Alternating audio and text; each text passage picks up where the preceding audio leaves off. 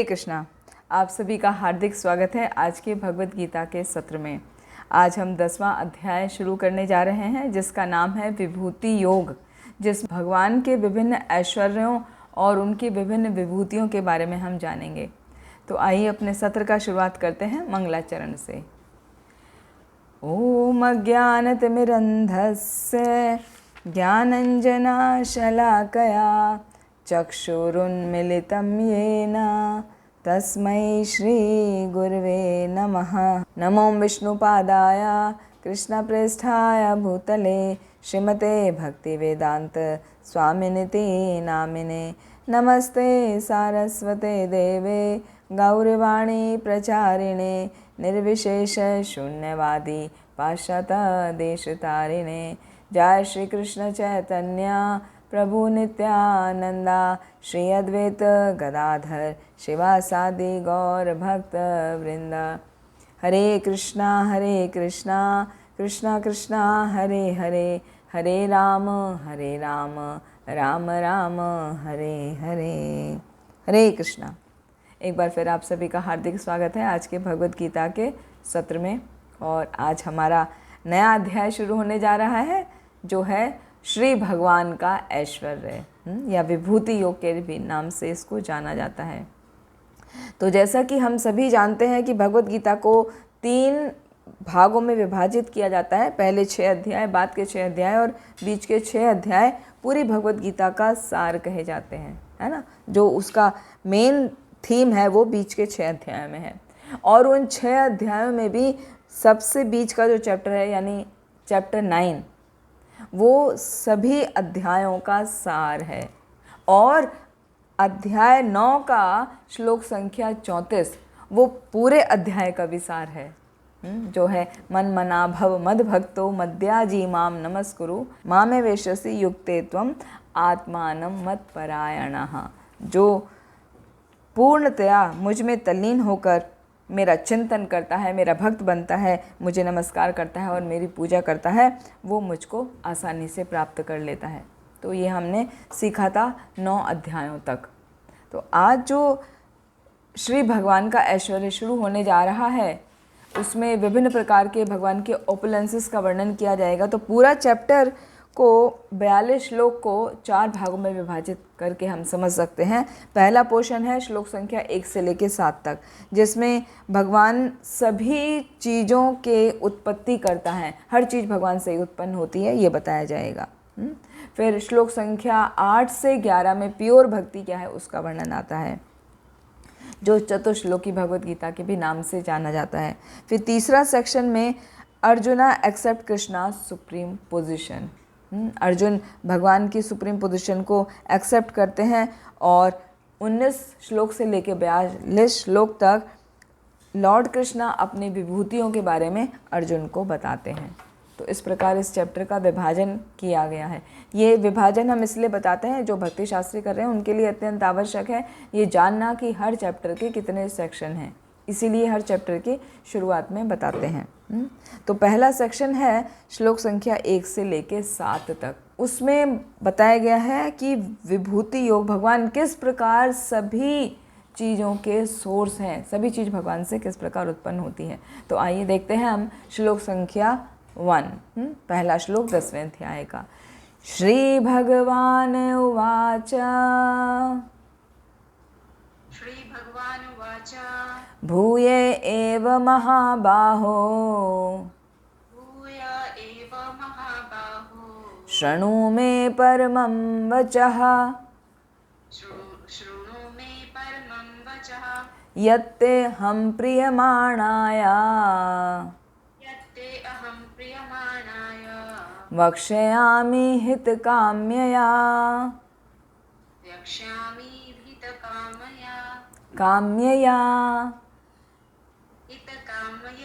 हाँ, very good. इसका अर्थ पढ़िए अभी। हे महाबाहु अर्जुन, और आगे सुनो, क्योंकि तुम मेरे प्रिय सखा हो, अतः मैं तुम्हारे लाभ के लिए ऐसा ज्ञान प्रदान करूंगा जो अभी तक मेरे द्वारा बताए गए ज्ञान से श्रेष्ठ होगा। वेरी गुड, थैंक यू माता जी। हरे कृष्णा हरे कृष्णा। तो यहाँ पर ये जो श्लोक अध्याय की शुरुआत हो रही है तो वहाँ पर लिखा है श्री भगवान उवाचा। तो सबसे पहले श्रील प्रभुपाद ने तात्पर्य में इसी का वर्णन किया है कि भगवान कौन है। श्री भगवान उवाचा कहा जा रहा है, तो कोई पर्टिकुलर व्यक्ति है, वो साधारण व्यक्ति नहीं है, वो श्री भगवान है। क्यों उनको भगवान कहा जाता है? उनको भगवान इसलिए कहा जाता है क्योंकि वो 6 ऐश्वर्य से परिपूर्ण है। इस बात का वर्णन पराशर मुनि ने किया है। पराशर मुनि ने शास्त्र में इसका वर्णन किया है कि भगवान शब्द की का अर्थ है वो व्यक्ति जिसके अंदर सभी 6 ऐश्वर्य परिपूर्ण मात्रा में होते हैं। वो क्या क्या है? संपूर्ण शक्ति, संपूर्ण यश, संपूर्ण धन, संपूर्ण ज्ञान, संपूर्ण सौंदर्य और संपूर्ण त्याग। जिसके पास ये सभी 6 ऐश्वर्य संपूर्ण मात्रा में है, वो ही भगवान कहलाता है, उसे ही भगवान कहते हैं। तो जब भगवान इस धराधाम पे थे तब विभिन्न मुनियों ने, पराशर मुनि उसमें प्रमुख थे, उन्होंने भगवान को कृष्ण के साकार रूप में भगवान को स्वीकार किया था कि कृष्ण ही भगवान हैं। तो ये जो श्लोक है, भूय एव महाबाहो, भगवान कह रहे हैं कि भूय एव, मैं वापस से फिर से बता रहा हूँ, एव माने निश्चय ही, हे महाबाहो। महाबाहो कहते हैं अर्जुन को, अर्जुन का नाम है क्योंकि वो बलशाली था ना, उसकी बलिष्ठ भुजाएं थी, बहुत बल था उसकी बाजुओं में, इसलिए उनको महाबाहो कहा। तो भूय एव महाबाहो शृणु में परमम वचाह, शृणु मतलब सुनो, सुनो परमम उस परम उपदेश को, वचाह जो मैं अभी उपदेश तुम्हें देने जा रहा हूँ उसको ध्यान पूर्वक सुनो। यत्ते अहम, हाँ, यत्ते अहम प्रियमाणाया, प्रियमाणाया मतलब तुमको मैं प्रिय मानता हूँ, तुम मेरे बहुत अधिक प्रिय हो, क्योंकि तुम मेरे बहुत अधिक प्रिय हो। वक्ष्यामि इसलिए मैं कहता हूँ, तुम्हें इसलिए मैं कहता हूँ क्योंकि तुम मेरे प्रिय हो। साथ में हित काम्यया, तुम्हारे हित के लिए, तुम्हारे लाभ के लिए मैं तुम्हें बता रहा हूँ। तो भगवान पहले ही श्लोक में ये घोषणा करते हैं कि हे महाबाहो अर्जुन, तुम मेरे अत्यंत ही प्रिय हो, तो तुम्हारे हित के लिए मैं आगे तुम्हें और डिटेल में बताने जा रहा हूँ कि मेरी क्या विशेषताएं हैं। तो तुम उसको ध्यान पूर्वक सुनो। शृणु में परमम वचा, जो मेरी परम गुण हैं उनको ध्यान पूर्वक सुनो। तो वो गुण अगले श्लोक से हम डिस्कस करेंगे। तो यहाँ पर श्रील प्रभुपाद ने बताया है इसके तात्पर्य में कि 7वें अध्याय में तो हमने भगवान की विभिन्न शक्तियों के बारे में जाना, भगवान की अपराशक्ति हैं, भगवान की पराशक्ति हैं। फिर 9वें अध्याय में हमने जाना कि किस प्रकार दृढ़ विश्वास के साथ भगवान की भक्ति की जा सकती है। मन मना भव मद भक्तो, पूरा दृढ़ विश्वास के साथ और वो 4 प्रक्रियाओं के साथ जब भगवान की भक्ति करते हैं तो हम भगवान को आसानी से प्राप्त कर सकते हैं। और अब 10वें अध्याय में भगवान के विभिन्न ऐश्वर्यों को, भगवान की विभिन्न सृष्टियों का वर्णन किया जाएगा। तो जो जो जैसे जैसे भगवान के बारे में सुनता जाता है वैसे वैसे ही वो भगवत भक्ति में रमता चला जाता है। तो करना क्या है? एक मनुष्य होने के नाते हमें भक्तों की संगति में रहकर भगवान के ही विषयों का, भक्तों के संग में रहकर हमेशा श्रवण करना चाहिए। तो जब हम श्रवण करते हैं, श्रवण करते करते क्या होता है, हमारा चित्त का मार्जन हो जाता है और हम भगवान के प्रति समर्पित होते चले जाते हैं, है ना। जैसे किसी ने प्रश्न पूछा था, आई थिंक बिमला माता जी ने पूछा था कि किस प्रकार भगवान को समर्पित हुआ जाए। तो भगवान को समर्पित होने का तरीका है ज़्यादा से ज़्यादा श्रवण, भक्तों के मुख से श्रवण। भगवान के जो शुद्ध भक्त हैं उनके मुख से भगवान की जब लीलाओं का, उनके नाम रूप गुणों आदि का हम वर्णन बार बार सुनते हैं तो वो हमारे हृदय में उतर जाता है और हम भगवान को धीरे धीरे समर्पित होते हुए चले जाते हैं और इस प्रकार भगवान को पूर्ण शरणागति ले लेते हैं। क्योंकि जो व्यक्ति भगवान के भक्तों के मुख से नहीं सुनता वो भगवान को नहीं जान सकता। देखिए भगवान स्वयं बता रहे हैं श्लोक संख्या 2 में, नामे विदुः सुरगणः प्रभवं नाम हर्षयः अहम आदिर्हि देवानां अहमादिर्देवानां महर्षीणां च सर्वशः। महर्षीणां च सर्वशः। थैंक यू प्रभु जी। Read the translation. न कभी नहीं, न तो देवतागण मेरी उत्पत्ति या ऐश्वर्य को जानते हैं और न महर्षिगण ही जानते हैं, क्योंकि मैं सभी प्रकार से देवताओं और महर्षियों का भी कारण स्वरूप उद्गम हूँ। वेरी गुड प्रभु जी। तो भगवान क्या बता रहे हैं? अभी पहले ही तो कह रहे हैं कि मुझे जानना आसान नहीं है, भक्तों के मुख से ही श्रवण करके मुझे जाना चाहिए। फिर बता रहे हैं कि मुझे कोई समझ ही नहीं सकता। ना मैं विदुः सुरगणः, ना मैं विदु माने जानना, मुझे जानते नहीं है कौन? सुरगणा, देवता लोग भी नहीं जानते। क्या? प्रभवम ना महर्षया, कि हर चीज़ मेरे से ही उत्पत्ति होती है, मैं सभी ऐश्वर्यों का उत्पत्ति करता हूँ।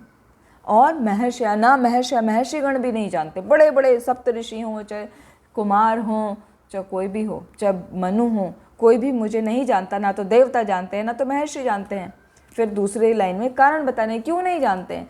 अहम आदिर ही देवानाम, मैं ही उनकी उत्पत्ति का कारण हूँ। अहम मैं, आदि माने उत्पत्ति, उनका जन्म, उनकी उत्पत्ति का कारण भी मैं ही हूँ। महर्षिणाम च सर्वशः, चाहे वो देवता हो चाहे वो महर्षि हो, सभी की उत्पत्ति का कारण मैं ही हूँ। तो वो कैसे मुझे जानेंगे? जैसे कोई एक बालक का जन्म होता है तो छोटा बच्चा अपने पिता के बारे में कैसे जानेगा?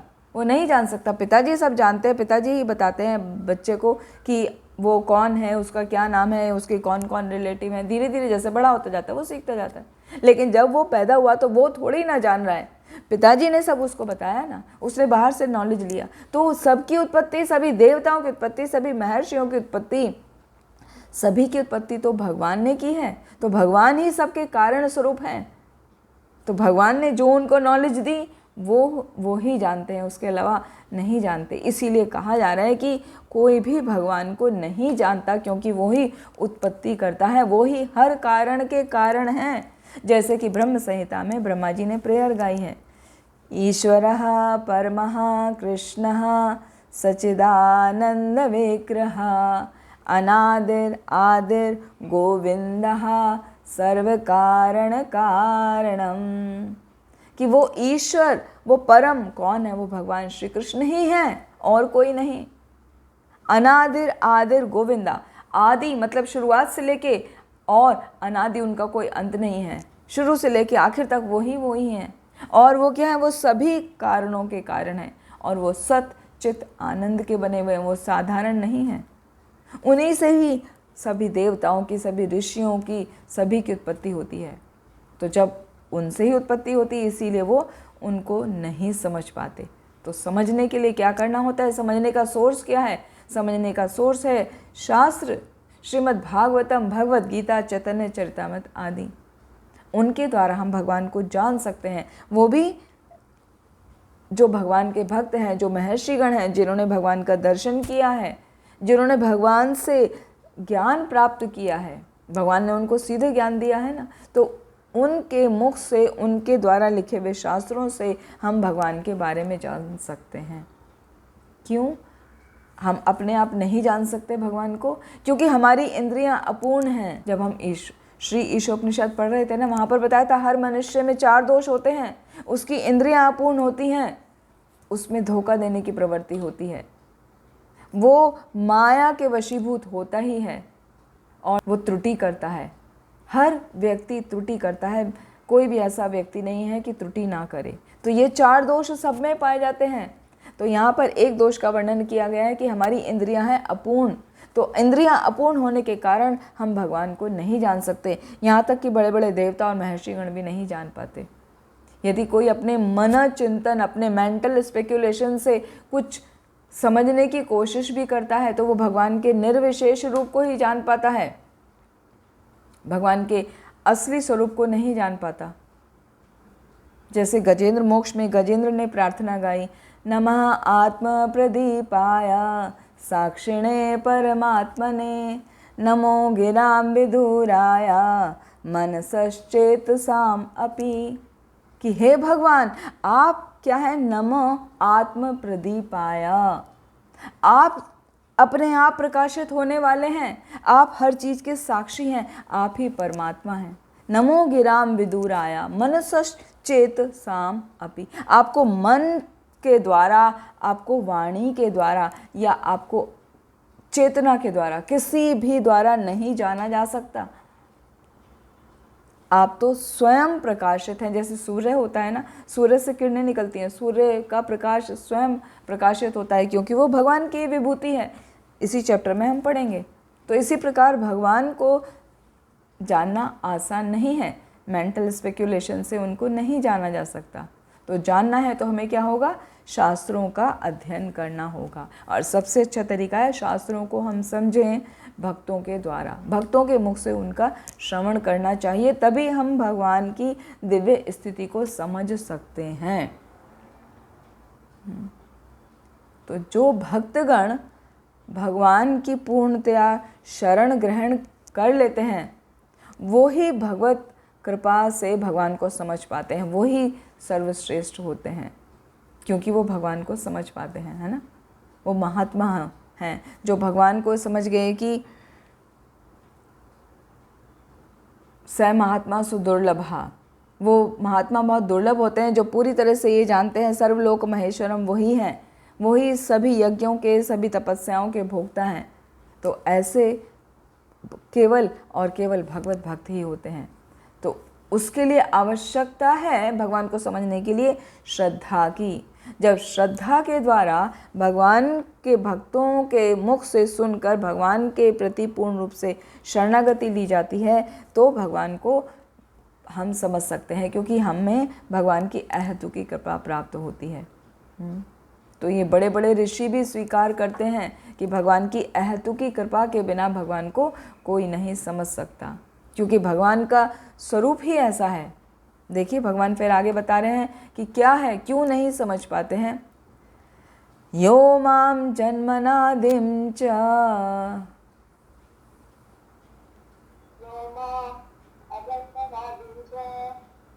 वेत्ति लोक महेश्वरम असम्मूढ़ समृत्येषु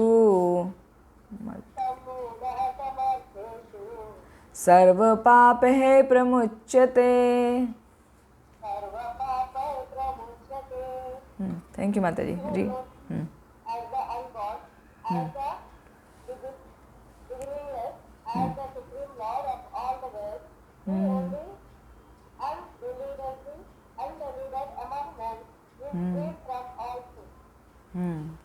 थैंक यू माता जी, बहुत सुंदर। तो यहाँ भगवान क्या बता रहे हैं, तीन क्वालिटी बता रहे हैं अपनी। जैसे अभी हमने बताया कि महात्मा ही केवल समझ पाता है, तो वो तीन क्वालिटी यहाँ पर हैं। यो माम, जो मुझे जानता है, कैसे जानता है, अजन्मा। यो माम अजन्मा अनादिम च वेत्ति, वेत्ति माने जानता है।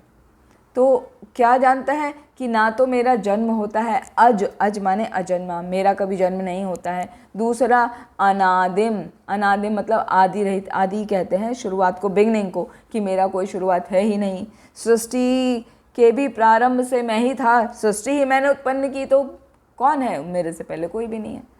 मैं ही आदि रहित हूँ, मेरा कोई शुरुआत नहीं है, कोई अंत नहीं है।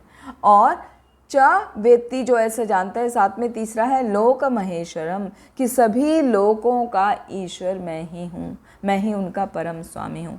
तो जो ये तीन बातों को जानता है वो क्या हो जाता है, असम्मूढ़ः सः, वह असम्मूढ़ हो जाता है, मतलब उसका सभी संशय खत्म हो जाता है, वो मोह रहित हो जाता है। और ऐसा होने पर क्या होता है, मृत्येषु सर्व पापैः प्रमुच्यते। जो ये मरणशील लोक है, इसमें हम रहकर विभिन्न प्रकार के पाप करते हैं, उनसे प्रमुच्यते, मुक्त हो जाते हैं। सर्व पाप है प्रमुच्यते, हर प्रकार के पापों से वो व्यक्ति मुक्त हो जाता है जो ये जानता है कि भगवान अजन्मा है, अनादि हैं और महेश्वर हैं, सभी लोगों के महेश्वर हैं। जैसा कि हमने 7वें अध्याय में सीखा था, मनुष्याणाम सहस्रेषु कश्चित् यतते सिद्धे यततामपि सिद्धानाम कश्चिन् मां वेत्ति तत्वतः, कि करोड़ों करोड़ों जन्मों के बाद कोई एक व्यक्ति मुझे समझ पाता है, और वो जो बिरला जो मुझे समझ पाता है वो कुछ बिरले ही होते हैं, और उन बिरलों में भी वो जो मुझे समझते हैं वो कैसे होते हैं, वो श्रेष्ठ होते हैं क्योंकि वो भक्त होते हैं, उनको आत्म साक्षात्कार का ज्ञान होता है। तो जो आत्म साक्षात्कार का ज्ञान लेते हैं वो जितनी भी पूरी पॉपुलेशन है उसमें करोड़ों में बहुत थोड़े लोग हैं, बिरले हैं, बिरले माने वेरी फ्यू नंबर, और उन बिरलों में भी कोई एक होता है जो भगवान को पूर्ण रूप से जान सकता है। तो भगवान को जानना आसान नहीं है, तो उसके लिए करना क्या होता है, आत्म साक्षात्कार के प्रोसेस में लगना होता है। और आत्म साक्षात्कार का प्रोसेस क्या है, भगवान को शास्त्रों के द्वारा और शुद्ध भक्तों के द्वारा ये जानना कि भगवान ही प्रत्येक वस्तु के स्वामी हैं, वो ही अजन्मा हैं, और वो ही व्यक्ति सबसे अधिक अध्यात्म ज्ञानी होता है, सबसे अधिक वो स्पिरिचुअल नॉलेज में वो सफल होता है, वो सक्सेस ले पाता है, जो भगवान की परम स्थिति को समझ लेता है। और जब वो परम स्थिति को समझ लेता है तो सभी पापों से मुक्त हो जाता है। सर्व पापे प्रमुच्यते, वो सभी प्रकार के पापों से मुक्त हो जाता है। तो जो अज शब्द का वर्णन आया है, अज का मतलब जिसका कभी जन्म नहीं होता, जैसा कि हम जानते हैं भगवान का कभी जन्म नहीं होता, क्योंकि भगवान तो जीव ही नहीं है, वो तो सच्चित आनंद के बने हुए हैं, वो हमारी तरह पंचभूत के बने हुए नहीं हैं। और जब भी वो जन्म लेते हैं तो किस प्रकार जन्म लेते हैं, वो एक साधारण बालक के रूप में जन्म नहीं लेते, वो एज इट इज़ प्रकट होते हैं। जब देवकी के सामने भगवान का जन्म हुआ तो कैसे हुआ, पहले भगवान स्वयं प्रकट हो गए वहाँ पर अपने चतुर्भुज रूप में, अपने आयुधों के साथ में, अपना पूरा श्रृंगार के साथ में, सभी वस्त्रों और अलंकृतों से युक्त।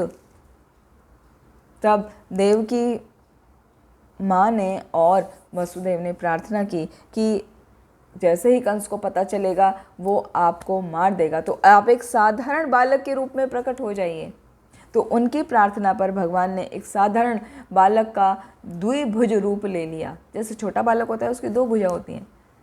तो भगवान का जन्म कहने के लिए हो रहा है क्योंकि वो लीला कर रहे हैं, वास्तव में भगवान का जन्म नहीं होता। फिर दूसरी लीला में हम देखते हैं नरसिंह भगवान प्रकट हुए, तो नरसिंह भगवान की यहाँ तो इस लीला में तो कह दिया उनकी देवकी माता है, वहाँ कौन माता है उनकी, खम्बा से प्रकट हो गए, तो खम्बा उनकी माता हो गया। तो कहने का अर्थ ये है कि भगवान जब भी प्रकट होते हैं वो जन्म नहीं लेते, प्रकट होते हैं केवल अपनी लीलाओं को करने के लिए। वो ऐसा दिखाई देता है कि वो जन्म ले रहे हैं, वास्तव में वो उनका तो जन्म होता ही नहीं है। और जो व्यक्ति उनके प्रति श्रद्धा भाव नहीं रखता, वो माया के अधीन होकर ये समझता है कि भगवान तो प्रकट हो गए, अभी जन्म हो गए, पैदा हो गए, तो वो भी जो तीन गुण हैं उन तीनों गुणों से व्याप्त हो जाएंगे, उन पे भी सभी कर्मों का फल लगेगा, है ना। जैसे कुछ लोग कहते हैं कि कृष्ण ने ऐसा किया इसलिए उनको ये भुगतना पड़ा, उन्होंने ऐसा किया तो उनको ये भुगतना पड़ा, क्योंकि उनकी बुद्धि अभी छोटी है। वो भगवान को भगवान मान ही नहीं रहे हैं, उनको एक विशेष पुरुष मान रहे हैं, बस विशिष्ट पुरुष कि कुछ दैवी शक्तियाँ हैं उनके पास। तो इसीलिए वो भगवान के जन्म को और भगवान के विभिन्न कार्यों को स्वीकार ही नहीं करते, है ना। चतुर्थ अध्याय में आता है जन्म कर्म च मे दिव्यम एवं यो वेत्ति तत्वतः त्यक्त्वा देहम पुनर्जन्मा नेति मामेति सो अर्जुना। जो भगवान के दिव्य जन्म को और दिव्य कर्म को जान जाता है उसका कभी जन्म होता ही नहीं। तो वही यहाँ पर कहा है कि जिसने भगवान के जन्म को जान लिया और भगवान की अनादिम कि उनका कभी कोई आदि नहीं है, कोई अंत नहीं है, और वो सभी लोगों के महेश्वर हैं, तो उसका कभी जन्म नहीं होता। वो सभी पापों से मुक्त हो जाता है, वो मोह रहित हो जाता है, इसलिए उसको वापस इस जगत में नहीं आना पड़ता, इस अपरा शक्ति की माया के अधीन उसको नहीं होना पड़ता। जैसे भगवान के कंट्रोल में है भगवान की शक्तियाँ, पराशक्ति और अपराशक्ति, तो इस प्रकार भक्त जो भगवान के बारे में जानता है उसको भी वापस लौटना नहीं पड़ता। वेत्ति लोक महेश्वरम, इसमें बताया गया है कि कृष्ण किस प्रकार बाकी देवताओं से अलग हैं। तो जैसा हम जानते हैं कृष्ण क्या है, सभी लोगों के परम स्वामी हैं। सभी लोग की सृष्टि भगवान ने ही की है ना। भगवान के शरीर से जब वो सांस लेते हैं और सांस छोड़ते हैं तो उनके शरीर से बुलबुले निकलते हैं। जब वो बुलबुले प्रकट होते हैं तो वो बुलबुले क्या एक एक ब्रह्मांड बन जाते हैं और उन ब्रह्मांडों में सृष्टि का निर्माण होता है। तो सभी सृष्टि का निर्माण तो भगवान ने ही किया है। तो वो सृष्टि से पूर्व भी हैं और सृष्टि से वो भिन्न है, वो सृष्टि का हिस्सा नहीं है। और उन सृष्टि में फिर विभिन्न लोकों का निर्माण किया, विभिन्न देवताओं को भगवान ने वहाँ पे स्थापित किया, उनको वहाँ भेजा, क्या क्या उनको शासन करना है, क्या क्या चीज़ देखनी है। तो इस प्रकार बड़े बड़े देवता जैसे ब्रह्मा जी, शिव जी, वो भी भगवान के ही द्वारा उत्पन्न हुए हैं, वो भी उन्हीं की सृष्टि हैं। इसीलिए कहा जाता है कि भगवान सभी लोकों में परम पुरुष हैं। ही इज़ द लीला पुरुषोत्तम।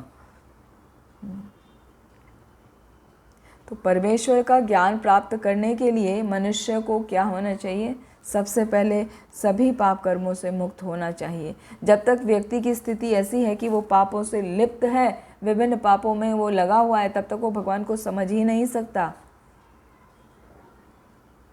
तो उसको पापों से मुक्त होने के लिए पहले उसको भक्तों का संग करना होता है, भगवान के लिए श्रद्धा उत्पन्न करनी होती है, श्रवण करना होता है, तब जाके वो धीरे धीरे भगवान की भक्ति में लगता है और भगवान को फिर जान जाता है। केवल एक यही तरीका है भगवान को जानने का, और कोई नहीं है। बिना श्रवण किए, बिना भक्तों से सुने, बिना भगवान के प्रति श्रद्धा उत्पन्न किए कोई भगवान को नहीं समझ सकता। वरना तो क्या होगा, वो अब जानन्ति माम मूढ़ा मानुषीम तनुमाश्रिता। वो मूर्ख होते हैं जो भगवान को ये कहते हैं कि भगवान ने मनुष्य रूप में जन्म लिया है, तो वो मूढ़ा वाली स्थिति में ही रहते हैं। फिर आगे श्रील प्रभुपाद बता रहे हैं कि कृष्ण की अध्यक्षता में जो भी कार्य किया जाता है वो दिव्य होता है। शुभ या अशुभ फलों से वो दूषित नहीं होता। जो भी हम कार्य भगवान के लिए करते हैं या भगवान की अध्यक्षता में करते हैं तो शुभ अशुभ नहीं होता। वास्तव में देखा जाए तो ये जगत, ये मटेरियल वर्ल्ड जो है वो तो अशुभ ही है, क्योंकि ये प्रकृति का हिस्सा है ना। तो इसमें कुछ मंगल है ही नहीं, इसमें सब कुछ अशुभ है। हम इसे शुभ मानते हैं, वो हमारी मात्र कल्पना है। लेकिन भक्त लोग जो भगवान के संपर्क में रहते हैं, भगवान के लिए विभिन्न प्रकार से डिवोशनल सर्विसेज करते हैं, तो वो शुभदा में परिवर्तित हो जाती है। जब हम भक्ति रसामृत सिंधु पढ़ेंगे उसमें आएगा कि किस प्रकार हमारे कर्म, साधारण कर्म भी दिव्य कर्म में बदल जाते हैं, कैसे वो शुभ हो जाते हैं। तो वास्तविक मंगल जो है व्यक्ति का, वो केवल भगवान की पूर्ण भक्ति करने से और भगवान के प्रति सेवा भाव लाकर भगवान की सेवा करने से ही आता है। अदरवाइज शुभ मंगल नहीं हो पाता। तो भगवान की सेवा करना अत्यंत आवश्यक है। यदि हमारी इच्छा है कि हमारे कार्य जो हम कर रहे हैं वो शुभ हो, हमें मंगल प्राप्त हो, शुभदा आए, तो सिंपल उसका फॉर्मूला है कि हमें भगवान के लिए कर्म करना होगा, भगवान की सेवा करनी होगी, और अपनी इच्छा से नहीं कि हमारा जो मन में आएगा वो सेवा करेंगे। नहीं, जो गुरु, साधु और शास्त्र के द्वारा हमें निर्देश प्राप्त होते हैं, उनकी जो आज्ञा होती है उसके अनुसार हमें सेवा में लगना चाहिए। गुरु कौन है? भगवान कृष्ण के ही प्रतिनिधि होते हैं। और शास्त्र भी जो गुरु परंपरा में आते हैं, हमारे पूर्ववर्ती आचार्य हैं, वेद व्यास जी हैं, उनके द्वारा लिखे गए हैं। तो गुरु, साधु और शास्त्र एक ही प्रकार की आज्ञा देते हैं। उनकी आज्ञाओं का पालन करके, उनके निर्देशों का पालन करके जब हम भगवान की सेवा में लगते हैं तो हमारे हर कार्य शुभ हो जाते हैं। और जब ऐसी स्थिति होती है, हम दिव्य कार्यों में लगते हैं, तो हमारे हृदय में हमारी मनोवृत्ति कैसी हो जाती है? रिनंसिएशन वाली, वैराग्य की हो जाती है। हमें कुछ किसी से अटैचमेंट नहीं होता। वरना आप साधारण तौर पे कुछ भी कार्य करके देख लीजिए, क्या होता है? हम उससे अटैच हो जाते हैं। ये काम हमने किया, इसका श्रेय, इसका क्रेडिट हमको मिलना चाहिए। तो वो स्थिति नहीं होनी चाहिए भगवान को यदि प्राप्त करना है तो जो भी कोई व्यक्ति भगवान का आदेश मान के कोई भी कार्य करता है और अपने कर्मों का जो फल है उसको अपने लिए नहीं भोगता, वो भगवान को अर्पित कर देता है, ऐसा व्यक्ति ही असली वैरागी है, ऐसा व्यक्ति ही असली सन्यासी है। जैसे कि हमने छठे अध्याय में पढ़ा था, अनाश्रितः कर्म फलम कार्यम कर्म करोति यः स सन्यासी च योगी च ना निरअग्नि न च अक्रियः। वो सन्यासी नहीं है, वो योगी नहीं है जो ना तो कभी अग्नि जलाता है ना तो कोई कार्य ही करता है। ऐसा वैराग्य होने से कुछ फायदा नहीं, वो बेकार है, व्यर्थ है। तो सन्यासी कौन है? जो अपने सभी कर्तव्यों का पालन करते हुए भगवान को अर्पित कर रहा है। अपने कर्म के फलों से वो बंधता नहीं है, क्रेडिट खुद नहीं लेता, भगवान को अर्पित कर देता है, तो वही सन्यासी है।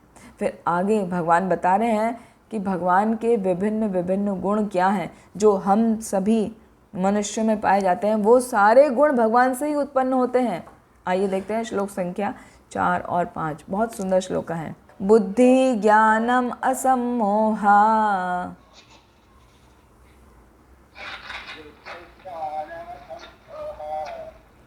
क्षमा सत्यम दमः शमः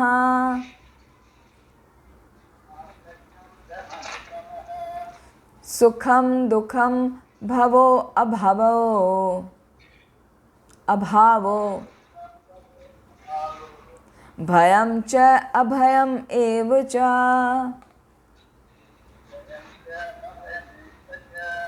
अहिंसा समता तुष्टि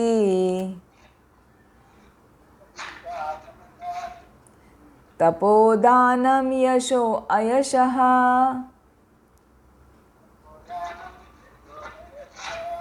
भवन्ति भावा भूतानां मत्त एव पृथक विधः।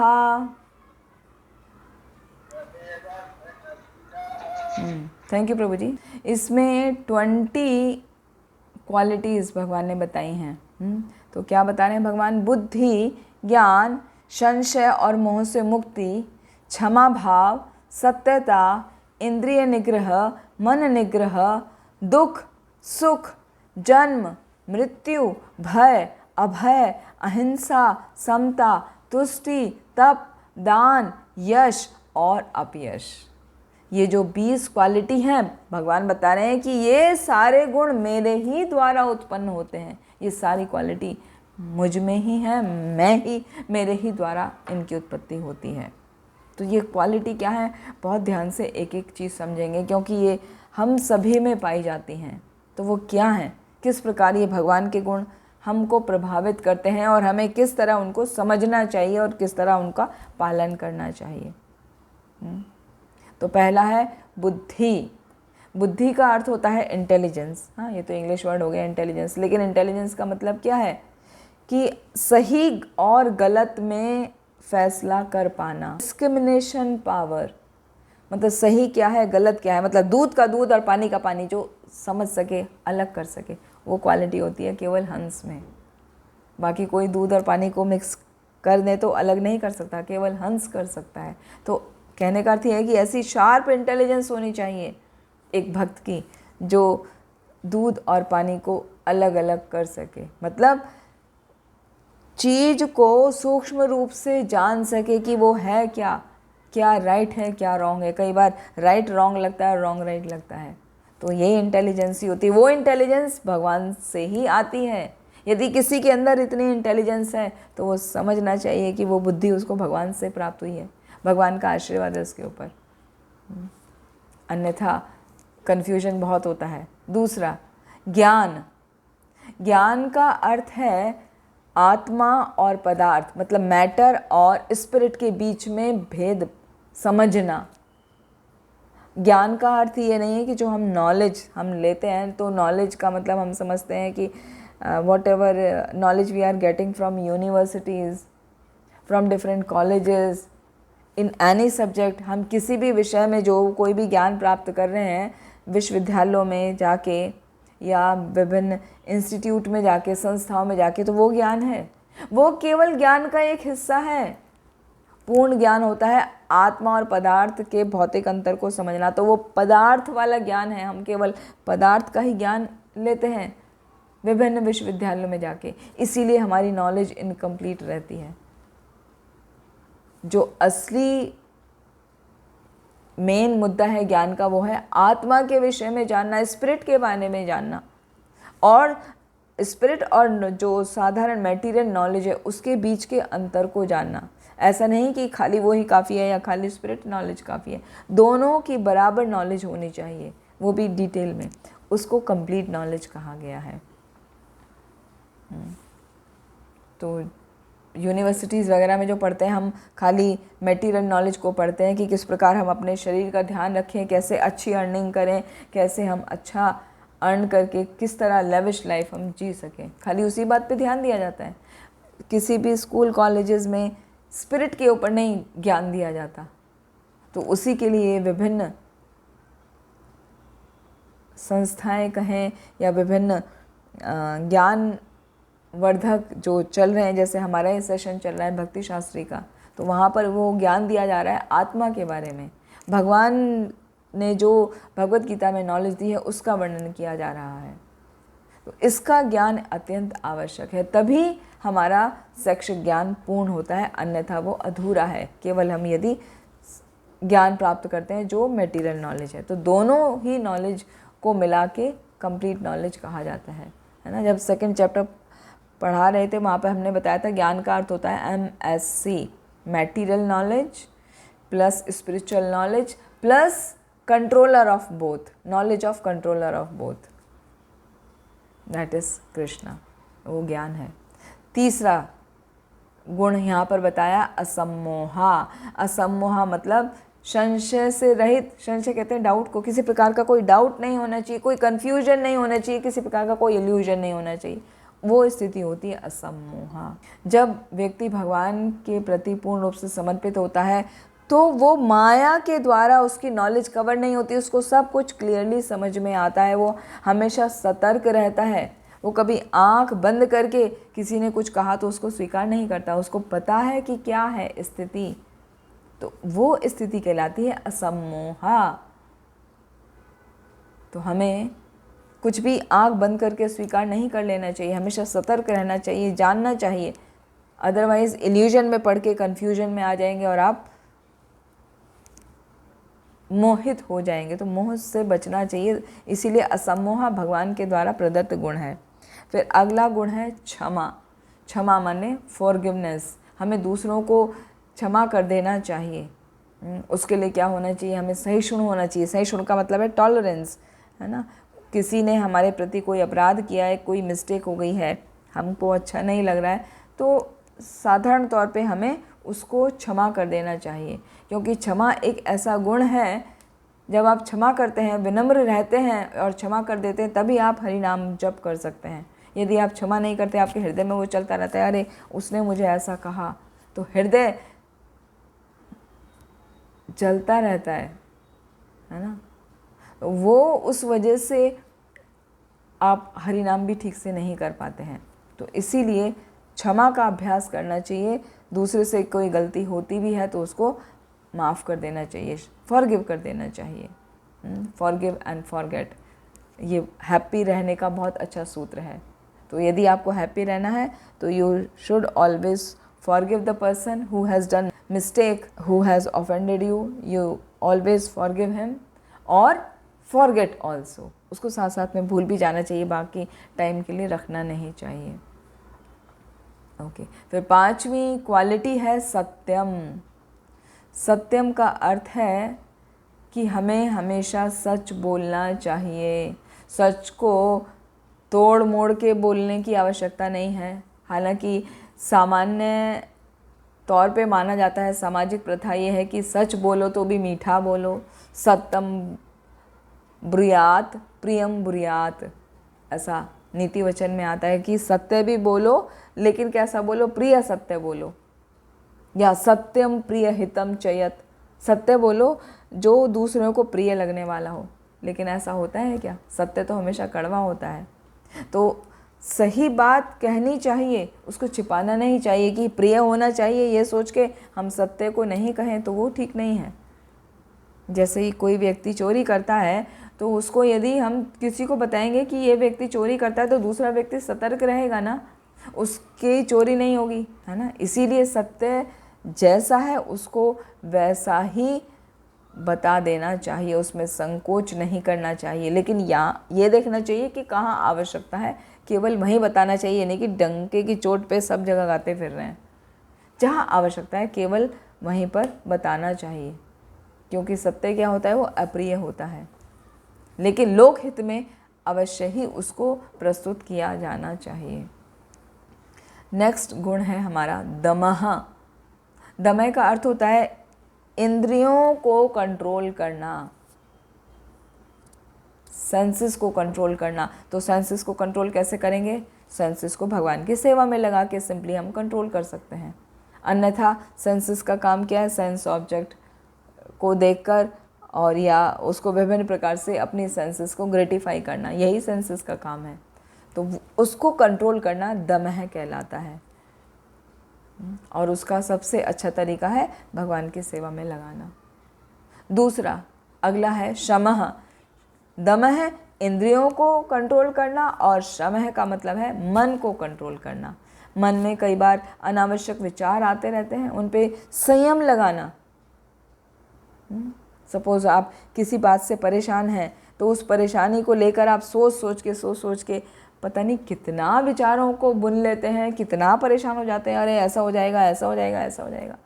नहीं, उस पर कंट्रोल करना चाहिए। मन को भी अनावश्यक विचारों पर संयम लगाना चाहिए, उनको अन्यथा नहीं जाने देना चाहिए।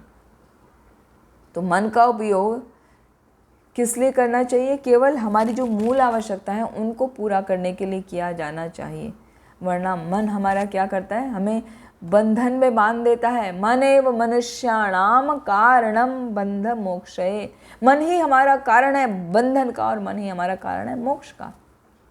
तो मन को यदि कंट्रोल नहीं करेंगे तो मन आपको बांध देगा, विभिन्न प्रकार की समस्याओं में घेर देगा आपको।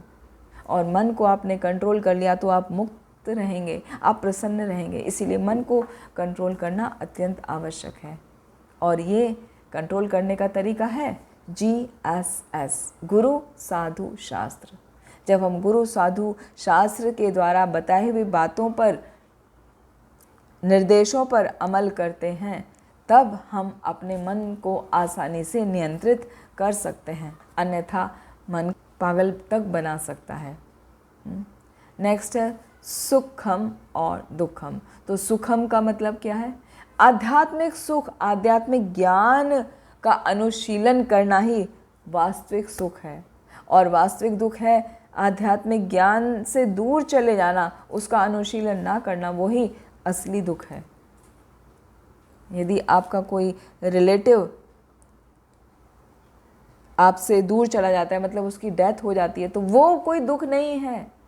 असली दुख है आप यदि कृष्ण भावनामृत से दूर हो गए, आप कृष्णा कॉन्शियसनेस से दूर चले गए, आप अध्यात्म से दूर चले गए, उसका अनुशीलन करना आपने बंद कर दिया, ये बड़ी दुख की बात है। किसी निज या आपके रिश्तेदार का आपसे दूर होना कोई दुख नहीं है, वो तो टेम्परेरी है। बॉडी तो टेम्परेरी होती है ना, वो किसी न किसी रूप में फिर आएंगे, आगे जन्म लेंगे, तो उतना समझ होना चाहिए। इसी प्रकार सुख, किसी का मिलना वो सुख नहीं है कि हमें हमारे बहुत सारे फ्रेंड्स बन गए, हमारे बहुत बड़ा बड़ा नाम हो गया, हमें बहुत धन संपदा मिल गई, ये बड़ा सुख है। नहीं, सबसे बड़ा सुख है कृष्णा कॉन्शियसनेस का सुख, कि हम भक्ति में कितने लगे हैं, हम भक्ति का कितना अनुशीलन कर रहे हैं, कितना आनंद वो उसका मिलता है, वो ही असली सुख है। क्योंकि वो ही चिर स्थायी सुख है। बाकी सुख तो क्षणिक है, अभी है और थोड़े समय के बाद वो नहीं रहेगा। केवल भक्ति का सुख ही परम सुख कहलाता है। तो उसके लिए क्या करना है कि हमें सुख की ही प्राप्ति हो ज़्यादा से ज़्यादा और दुख हमें ना आए। तो उसका फॉर्मूला है अनुकूलस्य संकल्पा प्रतिकूलस्य वर्जनम, कि जो भी भक्ति के लिए अनुकूल है उसको स्वीकार करें, और जो भक्ति के लिए प्रतिकूल है उसको छोड़ दें, तब हम सुखी रह सकते हैं। शरणागति के भी यही लक्षण है माता जी, शरणागति के 6 लक्षण में ये 2 लक्षण हमने बताए हैं। 2 लक्षण ये भी जी, है।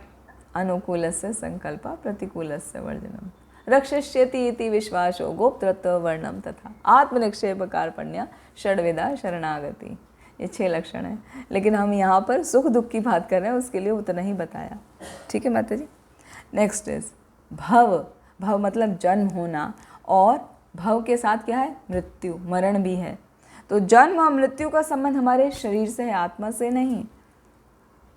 तो वो हमें समझना चाहिए कि शरीर का मरण होता है, शरीर का जन्म होता है, आत्मा ना तो मरती है ना तो जन्म लेती है। लेकिन ये एक गुण है भगवान का। फिर आता है भय और अभय। भय की स्थिति क्या है?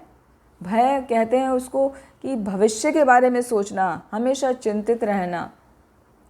तो उससे भय लगता है, पता नहीं क्या होगा, मेरे एग्ज़ाम ऐसा हुआ है, मेरे मार्क्स कैसे आएंगे, मुझे जॉब लगेगी नहीं लगेगी, मेरे लिए अच्छा पार्टनर मिलेगा नहीं मिलेगा, हाँ मैंने कहीं अप्लाई किया है तो वो प्रोजेक्ट मुझे मिलेगा नहीं मिलेगा। तो वो क्या, भविष्य की चिंता में हम हमेशा भय में रहते हैं। तो उस भय से बचने का तरीका है भगवान के प्रति समर्पित होके कार्य किया जाए। हमने जो कर दिया, अब भगवान की जैसी इच्छा, हमारे कर्मों के अनुसार भगवान अपनी कृपा हमें जरूर करेंगे। तो तब जब हम भगवान को शरणागति ले लेते हैं, हमें भय नहीं रहता। तो चिंता मुक्त होने का सिंपल तरीका है कि कृष्णा कॉन्शियसनेस में निरंतर लगे रहें, भगवान की सेवा में हमेशा लगे रहें, भगवान की सेवा कभी ना छोड़ें। तब आप सभी प्रकार के भयों से बचे रहेंगे। श्रीमद् भागवतम में भय का वर्णन आता है, भयम द्वितीया अभिनिवेशतः स्यात्। भय क्या है? कि माया में फंस जाना। माया कहते हैं इल्यूजन को, यानी जो नहीं है वो हमें लगता है कि है, तो वही हमारे भय का कारण होता है। लेकिन जो व्यक्ति माया के जाल से मुक्त होते हैं और उनको पता है कि हम शरीर नहीं हैं, हम आत्मा हैं, भगवान के आध्यात्मिक अंश हैं, तो वो भगवत भक्ति में लगे रहते हैं। इसलिए उनको किसी प्रकार का कोई डर नहीं होता, कोई चिंता नहीं होती। कई बार आपने देखा होगा जब ओल्ड एज आती है तो जब तक व्यक्ति भक्ति में नहीं है वो डरता है, अरे मेरे साथ क्या होगा, मुझे बहुत तकलीफ़ हो रही है, मैं चला जाऊंगा तो मेरे पीछे क्या होगा, बच्चों को कौन संभालेगा, मेरे धन संपत्ति को कौन देखेगा, मेरा बिजनेस कौन संभालेगा, वगैरह वगैरह। वो भय में रहते हैं। लेकिन जब व्यक्ति भगवान पर पूर्ण रूप से आश्रित होता है, उससे किसी प्रकार का कोई भय रहता ही नहीं। सिंपल, हमें भगवान पर ही आश्रित रहना है, भगवत भक्ति में ही लगे रहना है, तो हमारा भय चला जाएगा। भय का एक और सुंदर एग्जाम्पल याद आया। जिस प्रकार सन होता है तो छाया नहीं होती, मतलब प्रकाश है, सूर्य है तो कोहरा नहीं है, अंधेरा नहीं है। जब कोई व्यक्ति सूर्य से दूर चला जाता है तभी वो अंधेरे को देख पाता है। तो इसी प्रकार भय और अभय है। भय तभी लगता है जब वो अभय नहीं होता। मतलब यदि व्यक्ति भगवान के प्रति पूर्ण रूप से शरणागत है तो उसको भय हो ही नहीं सकता। जैसे कोई व्यक्ति सूर्य के प्रकाश में है तो वो अंधेरे में हो ही नहीं सकता। तो भय और अभय का इस प्रकार तुलना की गई है, प्रकाश से और अंधेरे से। और जिसको भय है वो अभय में स्थिति में आ ही नहीं सकता। तो सिंपल, अभय प्राप्त करने के लिए भय से दूर होना है, यानी भगवान के शरणागति होकर भगवान की सेवा में लग जाना है। फिर सभी भयों का अपने आप नाश हो जाता है। नेक्स्ट है अहिंसा। अहिंसा का मतलब होता है किसी को कष्ट ना पहुंचाया जाए, किसी को मारा ना जाए, किसी को प्रताड़ित ना किया जाए, किसी को मानसिक क्लेश ना दिया जाए। इसको अहिंसा कहा जाता है। हम जैसे देखते हैं समाज में विभिन्न प्रकार के पॉलिटिशियन हैं, सोशल सर्विस करने वाले लोग हैं, विभिन्न प्रकार के परोपकारी लोग हैं, तो वो दूसरों की सेवा करते हैं लेकिन उनके पास दिव्य दृष्टि नहीं होती। वो ये नहीं जानते कि वास्तविकता में मानव समाज के लिए लाभप्रद क्या है। तो सही तरीका ये है, मनुष्यों का लाभ इसी में है कि उनको अहिंसा का पालन करना सिखाया जाए। अहिंसा का पालन का अर्थ है आत्म साक्षात्कार का ज्ञान दिया जाए। जो आत्म साक्षात्कार नहीं करता, भगवान को समर्पित होकर भगवान की सेवा नहीं करता, सबसे पहले तो वो अपनी ही हिंसा करता है, वो अपना ही हनन करता है। हमने श्री ईशोपनिषद में सीखा था ना, वो आत्महा कहलाता है। जो भगवान के बारे में नहीं जानता, भगवान को अवॉइड करता है, उनकी सेवा में नहीं लगता, वो आत्मा का हनन करने वाला है। तो अहिंसा का पालन करना है तो सबसे पहले हमें आत्म साक्षात्कार करना चाहिए, भगवान को जानना चाहिए, तब आध्यात्मिक सुख की प्राप्ति होगी और वही अहिंसा है, अन्यथा हिंसा ही है। नेक्स्ट, समता। समता का अर्थ होता है इक्विपॉइज्ड होना, दो विपरीत परिस्थितियों में भी समान रूप से भाव रखना और समान रहना। जैसे राग है, द्वेष है, लाभ है, हानि है, सुख है, दुख है, तो कैसी भी स्थिति हो उसमें एक जैसा रहना, वो स्थिति कहलाती है समता। तो उसका भी समता कैसे रहा जाए, सम कैसे रहा जाए हर परिस्थिति में, उसका एक फॉर्मूला है जो अभी बताया था कि जो अनुकूल है उसको एक्सेप्ट करते चलो भक्ति में, जो अनुकूल है, और जो प्रतिकूल है उसको वर्जित करते चलो, उसको छोड़ते चलो, तब आप राग द्वेष इत्यादि में हमेशा सम रह सकते हैं। नेक्स्ट है तुष्टि। तुष्टि का मतलब होता है हमेशा संतुष्ट रहना। तो संतुष्ट रहने के लिए क्या है, ये नहीं कि हम ज़्यादा से ज़्यादा काम करेंगे, ज़्यादा से ज़्यादा वस्तुएं इकट्ठी करेंगे तो उसमें बहुत एंजाइटी होगी, बहुत ज़्यादा उत्सुक रहेंगे, और एंजाइटी हो के आप कभी भी संतुष्ट नहीं रह सकते। तो उसका तरीका ये है कि आप अपना कार्य करिए और ईश्वर कृपा से, भगवान की मर्जी से आपको जो भी मिलता जाता है उसमें आप प्रसन्न रहिए, वही तुष्टि कहलाती है। नेक्स्ट है तपस्या। तपस्या करना। तपस्या करना ऐसा नहीं कि हम अपने मन मर्जी कुछ भी तपस्या करें, जो भी वेदों में वर्णित की गई है उन्हीं बातों का, उन्हीं विधि विधानों का पालन करना होता है। जैसे वेदों में वर्णन किया है, प्रातःकाल जल्दी उठना चाहिए, ब्रह्म मुहूर्त में उठना चाहिए, स्नान करना चाहिए, भगवान के नाम का जप करना चाहिए। विभिन्न जो मुख्य दिन हैं, जैसे एकादशी है भगवान का परम प्रिय तिथि, माधव तिथि कहलाती है, उस दिन उपवास करना चाहिए। भगवान का जन्मदिन है, जन्माष्टमी है, रामनवमी है, नरसिंह चतुर्दशी है, ये सब भगवान के जन्म के उत्सव होते हैं, तो इनमें उपवास किया जाना चाहिए। तो स्वयं शारीरिक कष्ट जो उठाया जाता है उसको कहा जाता है तपस्या। जैसे उपवास रखना, ना कि किसी चीज़ की प्राप्ति करने के लिए हंगर स्ट्राइक कर देना, भूख हड़ताल कर देना, वो भी तो एक तरीके से तपस्या है, मगर वो गलत है, वो तामसिक स्थिति वाली है, उससे कुछ फल प्राप्त नहीं होता। तो सही रूप की तपस्या है, हमको विभिन्न प्रकार के उपवासों का वर्णन करना चाहिए जो हमें वैदिक आदेशों के द्वारा प्राप्त हैं, अन्यथा तामसी उपवास कहलाता है, वो नहीं करना चाहिए, उससे बचना चाहिए, क्योंकि उसके द्वारा प्राप्त फल बहुत ही क्षणिक होता है। इसीलिए सतो गुण में रहकर हमें तपस्या इत्यादि करने चाहिए। अगला है दान। जहाँ तक दान की बात आती है, आचार्यगण कहते हैं कि आय का 50% शुभ कार्यों में लगाया जाना चाहिए या दान करना चाहिए।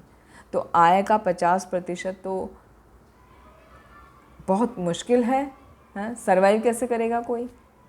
तो वही आचार्यगण टिप्पणी में करके बताते हैं, जब उनकी टिप्पणी आती, कमेंट्री आती है, तो कमेंट्री में आता है आय का जो आपका प्रॉफिट होता है, जो बचत होती है, उसका 50% आपको शुभ कार्यों में लगाना चाहिए।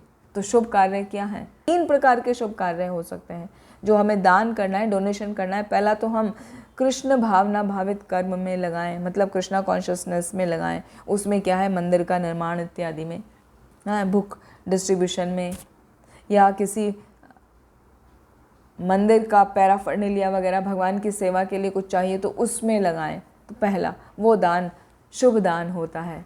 दूसरा, ब्राह्मणों को दान दिया जाना चाहिए। क्योंकि ब्राह्मण क्या होते हैं, ब्राह्मण साधारण नहीं होते हैं।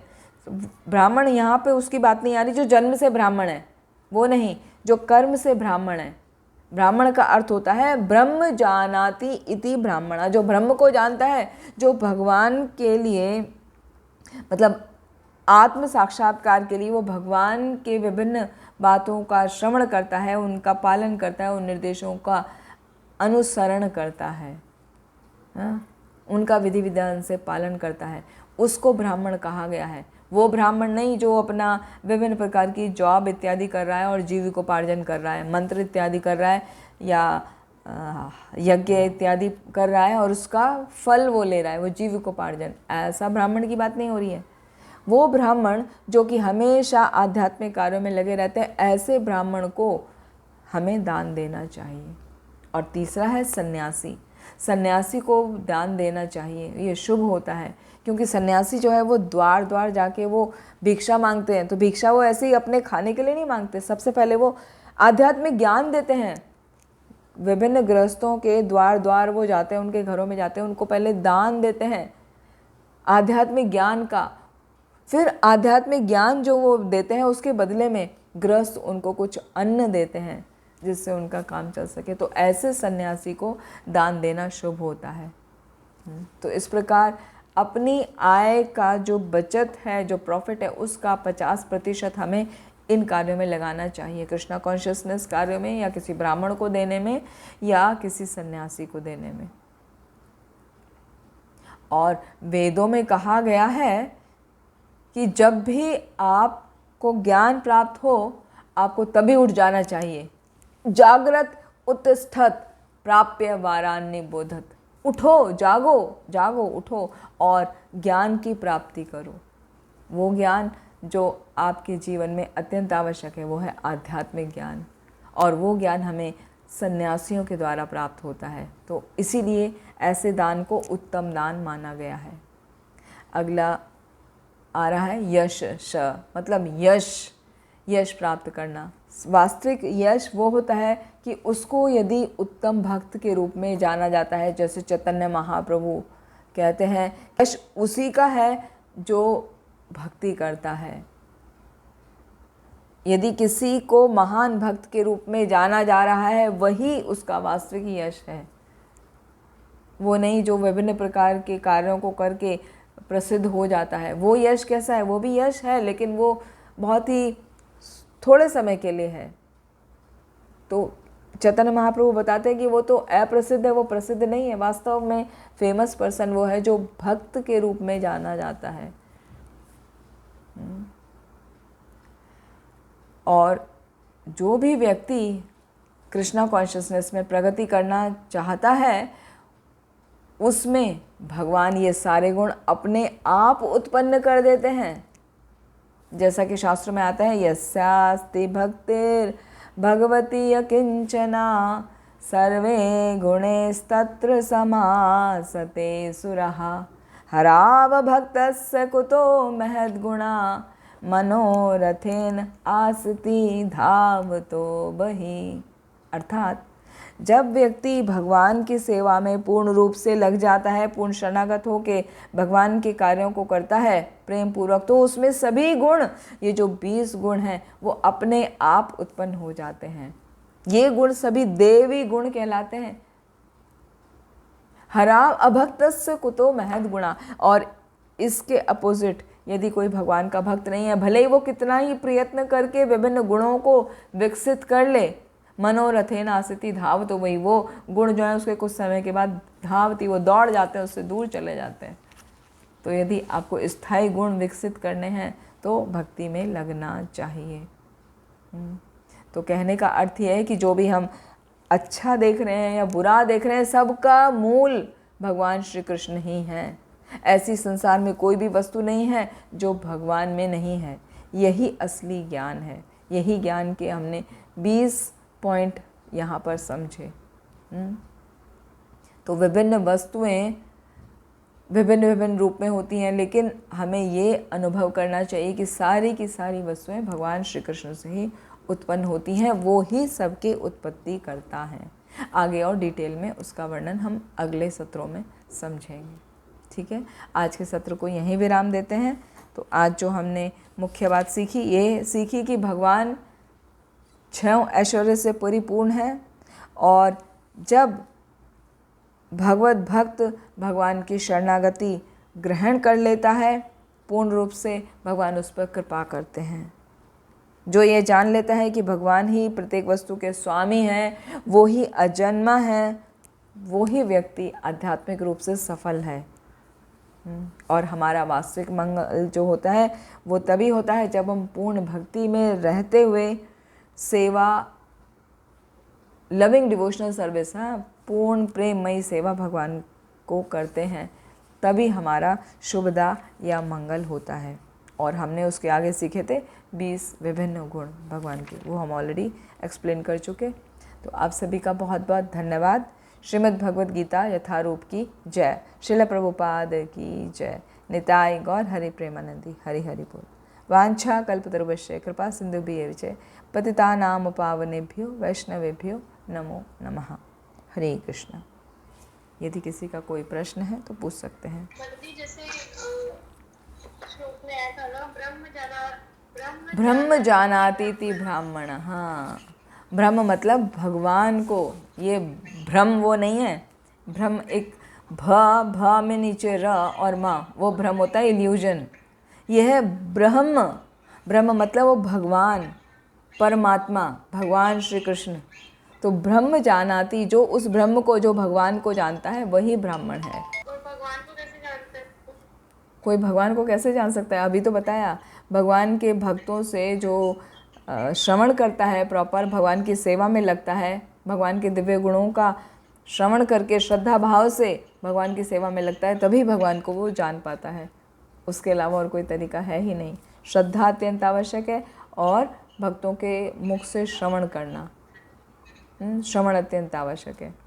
तो श्रद्धा, श्रवण और शरणागति, भगवान की शरणागति, जब ये 3 चीज़ होती हैं तब ही हम भगवान को जान सकते हैं। यही तरीका है भगवान को जानने का, जो आज भगवान ने बताया, दूसरे श्लोक में बताया ना।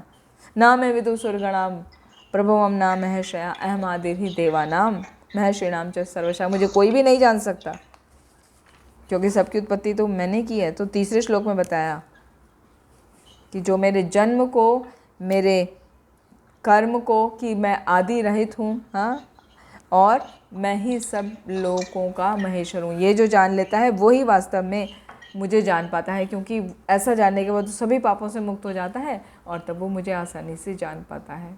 ठीक है, तो आज की मीटिंग को फिर यहीं क्लोज करते हैं। आप सभी का बहुत बहुत धन्यवाद। हरे कृष्णा। हरे कृष्णा माता श्री। हरे कृष्णा। धन्यवाद।